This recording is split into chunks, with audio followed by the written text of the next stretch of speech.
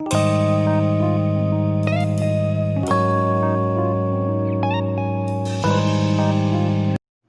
morning students, I am Anil Kumar from Residential Paramount Mission School. This is second video for class third, chapter 1 का second video है और इसमें question answer है। ठीक है, first of all हम लोग पहले MCQ देखते हैं ना। तो अपने अपने बुक निकालिए और पेज नंबर 8 को खोलिए और टिक कीजिए। MCQ में है tick the correct option. 1 number सवाल है, when grandma invited her to help the narrator was depressed, nervous, confident और नन। तो क्या होगा, इसमें नर्वस में टिक लगाना है। Number 2, to cut the mango grandpa used. तो मैं आम को काटने के लिए ग्रैंडमा जो है वह क्या चीज़ का यूज़ कर रही है, यानी कि दादी जो है वह क्या चीज़ का यूज़ कर रही है, एक सॉ, एक ब्लेड या नाइफ या नन। तो ये नाइफ का यूज़ करती है। Number 3, among the children the narrator was.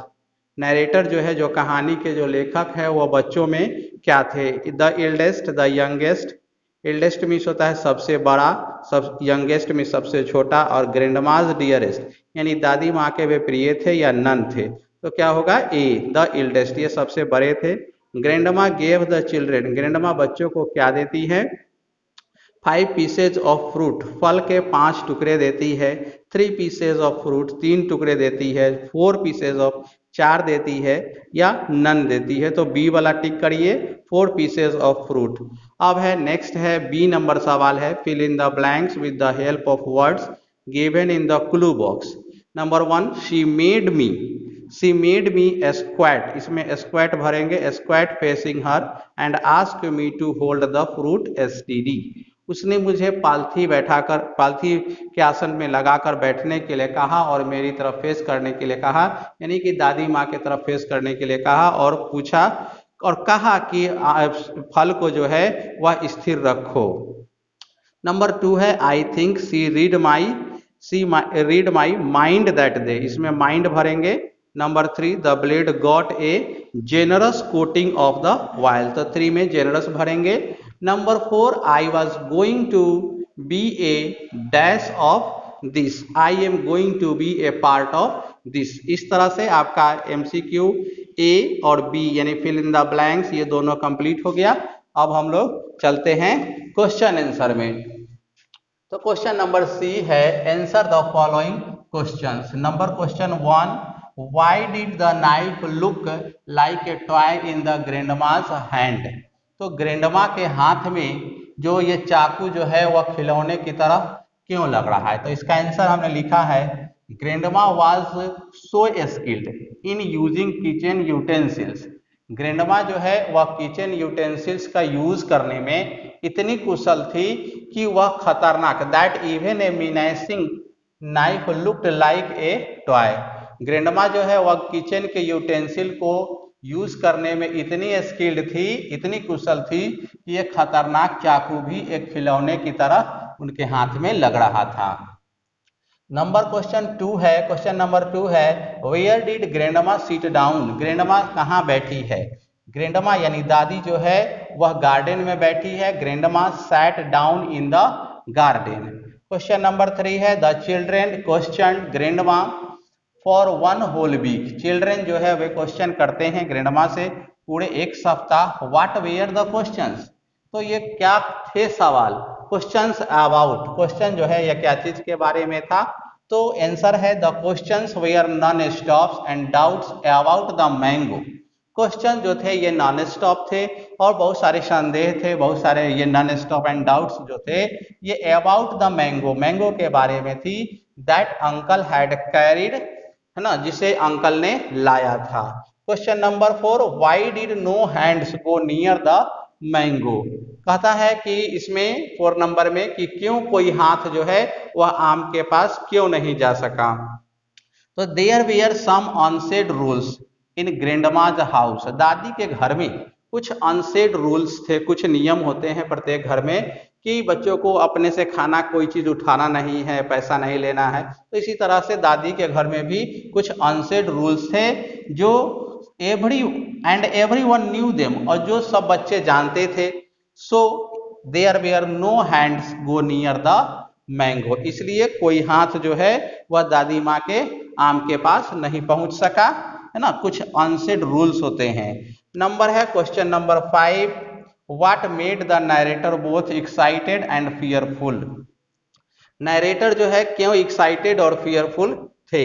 तो इसका आंसर है the call of grand mother. Grand mother का जो कॉल है, जब कॉल आता है उस नरेटर के लिए जो सबसे बड़े थे, the call of grand mother for him made the narrator both excited and fearful at same time. तो कहता है कि ग्रैंडमा जो है वह उनको बुलाती है नरेटर को कि यहाँ आओ, और इस काम के लिए उसको अपना हिस्सा बनाती है। तो इससे जो नरेटर है वह एक्साइटेड होता है, लेकिन वह डरता भी है कि क्या यह काम ठीक से हमसे होगा या नहीं होगा, इसलिए दोनों जो है एक ही बार में वह एक्साइटेड एंड फियरफुल दोनों होता है। क्वेश्चन नंबर डी है think and answer. Question number इसका 1 है, how do we know that grandma had a lot of patience. हम लोग कैसे जानते हैं कि ग्रैंडमा को बहुत सारा पेशेंस होता है ना।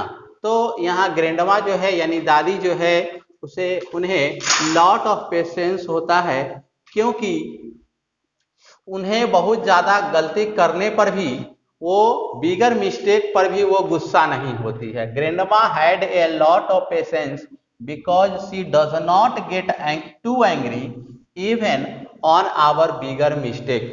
बड़े से बड़े मिस्टेक पर दादी जो है, हमारी या आपकी दादी जो है, वह जल्दी गुस्सा नहीं होती है। इसलिए यह सवाल का जवाब है कि grandma had a lot of patience. Grandma को बहुत ज्यादा पेशेंस होता है, क्योंकि वह जल्दी गुस्सा नहीं होती है even on our bigger mistake.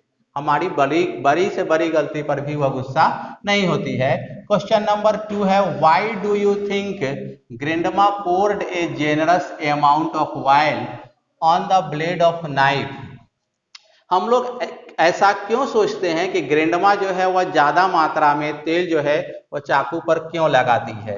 यानी कि ग्रैंडमा यानी दादी जो है वह पोर्ड करती है तेल, इसलिए डालती है नाइफ पर कि नाइफ जो है वह कोर्स स्किन ऑफ मैंगो, मतलब मैंगो का जो कड़ा जो स्किन है ना, जो उसका छिलका है वह कड़ा है, वह नाइफ से तेल लगा देने से वह जल्दी से स्मूथली कटता है। तो वही लिखा हुआ है कि grandma poured the oil so that the knife can cut smoothly, है ना। तो चाकू जो है वह आसानी से स्मूथली काट सके course skin of mango, mango के जो कड़े जो ये छिलके हैं उसको आसानी से काट सके। ये आपका थिंक एंड आंसर कंप्लीट हो गया। अब हम लोग चलते हैं ग्रामर पार्ट में। ग्रामर पार्ट में है सेंटेंस, है ना, जो आपके बुक के पेज नंबर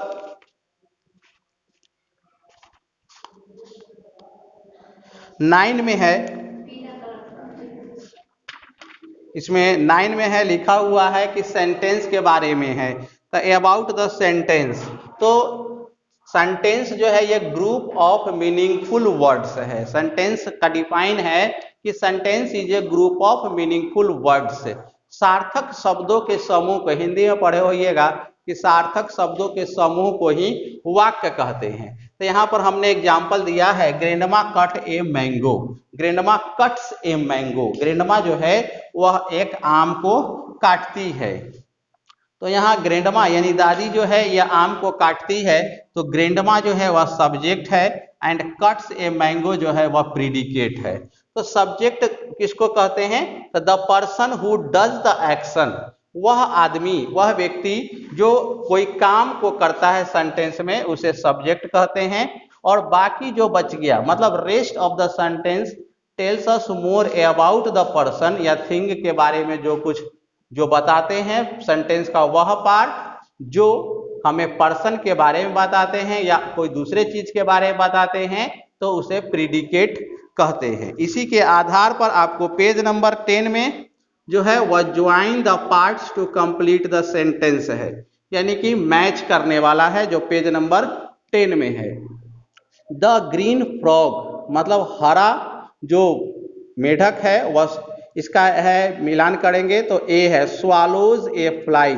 ग्रीन फ्रॉग जो है वह क्या करती है, एक मक्खी को जो है वह निगल जाती है। The school girls are jiggling on the road ना, स्कूल गर्ल्स जो है वह रोड पर हंस रही है या खिलखिला रही है। द वुडन बोट ना, लकड़ी का जो नाव है, हैज अ येलो सेल, उसका लकड़ी का जो बोट है उसका खेवने वाला जो है वह येलो कलर का है। The red kite is flying high in the sky. और 5 नंबर है, the brown bear it's fish. Brown bear जो है वह मछली खाता है।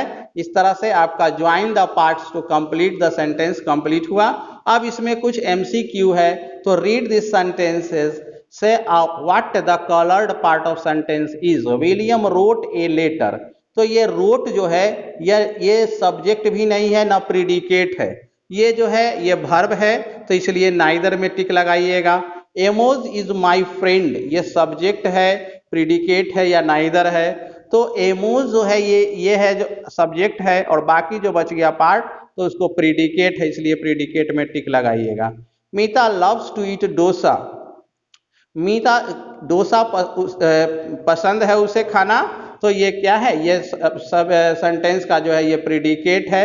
Ram is playing with his ball, तो राम जो है यहाँ पर सब्जेक्ट है। The dog ran after the cat, है ना, तो डॉग जो है वह कैट का पीछा करता है, तो यहाँ पर सब्जेक्ट भी नहीं है, प्रीडिकेट भी नहीं है, तो द डॉग यहाँ पर जो हो जाएगा वह सब्जेक्ट हो जाएगा, और रैन आफ्टर द प्रीडिकेट हो जाता। लेकिन यहाँ पर सीधे द कैट है, तो इसलिए इसको नाइदर में लगाए हैं। The students are studying English, students जो है इंग्लिश पढ़ रहे हैं, अध्ययन कर रहे हैं, तो स्टूडेंट्स जो है यहाँ पर सब्जेक्ट हो जाएगा। The workers completed the bridge, तो कंप्लीटेड द ब्रिज जो है ये प्रीडिकेट है। द ताजमहल इसमें रेड कलर का नहीं है, तो इसको अंडरलाइन कर लेंगे, तो मतलब the Taj Mahal was built in Agra, तो ताजमहल जो है सब्जेक्ट हो जाएगा। अब है पेज नंबर 11, तो join the parts to complete the sentence. Number 1 में माई सिस्टर प्लेज, प्लेज में टिक करेंगे और इसमें फिल करेंगे plays, my sister plays football. The horse grazes in the lush green valley, horse जो है वह हरे भरे घाटी में वह घास चर रहा है, इसलिए यहाँ पर ग्रेजेज भरेंगे। करण ड्रिंक्स में भरेंगे, ड्रिंक्स को टिक करेंगे। 8 glasses of water every day. Father कुक्स delicious pasta every Sunday. My mother sings beautifully. The girls chop the vegetable, girls जो है यहाँ पर प्लूरल है, इसलिए इसका वर्ब जो है वह चॉप हो जाएगा। ठीक है, अब है मैच द अपोजिट, इसका अपोजिट लिखना है, पेज नंबर 11 में ही है। शाइनी, शाइनी का अपोजिट हो जाएगा डल। मिनेसिंग का होता है खतरनाक, खतरनाक मीन्स का उल्टा हो जाएगा, अपोजिट जो है वह है खतरनाक का हार्मलेस हो जाएगा, ए नंबर, यानी हार्मलेस जो हानि रहित है। ईगर मीन्स होता है उत्सुक किसी काम के लिए ईगर होना, उत्सुक होना, तो हो जाएगा इसका अपोजिट डिसइंटरेस्टेड। इम्पेशेंस का अपोजिट हो जाएगा पेशेंस। एसटीडी मीन्स होता है स्थिर, तो अनस्टीडी हो जाएगा। स्केयर्ड मीन्स होता है डरा हुआ, और इसका हो जाएगा सी नंबर में ब्रेव मीन्स बहादुर। लॉस का अपोजिट हो जाएगा फाइंड मीन्स पाना। डेलिशियस मीन्स होता है स्वादिष्ट, और इसका अपोजिट हो जाएगा ब्लैंड। इस तरह से पेज नंबर 12 में चलते हैं। In each set tick the combination that is not possible. Number 1 है fair decision, fair girl, a fair colour. Fair decision और फेयर गर्ल दोनों होता है, लेकिन फेयर कलर नहीं होता, इसलिए इसको जो है वह टिक करेंगे, फेयर कलर में करेंगे। Number 2 heavy traffic, heavy cold, heavy rain, तो हैवी कोल्ड जो है ये में टिक करेंगे, ये that is not possible. Dump autumn, damp room, damp cloth, damp autumn में टिक करेंगे। Poor quality, foreign quality, low quality. Foreign quality नहीं होती है इसलिए इसको टिक करेंगे। Strong man, strong building, strong problem, strong problem में टिक करेंगे। Severe exam, severe penalty, severe cold, severe exam जो है ऐसा नहीं होता, इसको टिक करेंगे। हार्ड एक्सरसाइज को टिक करेंगे, इसमें हार्ड वर्क और हार्ड टाइम होता है लेकिन हार्ड एक्सरसाइज नहीं होता इसलिए इसको टिक करेंगे। Delicious food, delicious coffee, delicious कड़ी, तो डेलीशियस कॉफी ऐसा पॉसिबल नहीं है इसलिए इसको टिक करेंगे। इस तरह से जो है आपका ये चैप्टर कंप्लीट हुआ। और एक आपको काम करना है कि पुट कॉमास वेयर नीडेड, ये आप लोग अपने से इसको कोशिश करिएगा, बनाइएगा और जब स्कूल खुलेगी तो इसको चेक होगा, ठीक है, और इसको ये भी अपने से कर लीजिएगा। Thank you. अब हम लोग अब अगले चैप्टर में नेक्स्ट वीडियो में मिलेंगे। इस तरह से आपका चैप्टर 1 जो है वह कंप्लीट हुआ, जिसका एक्सरसाइज था, जिसका हेडिंग था the growing years. Thank you. मैं समझता हूं कि आपको ये वीडियो समझने में, इस चैप्टर को समझने में बड़ा ही इंजॉय आया होगा। Thank you.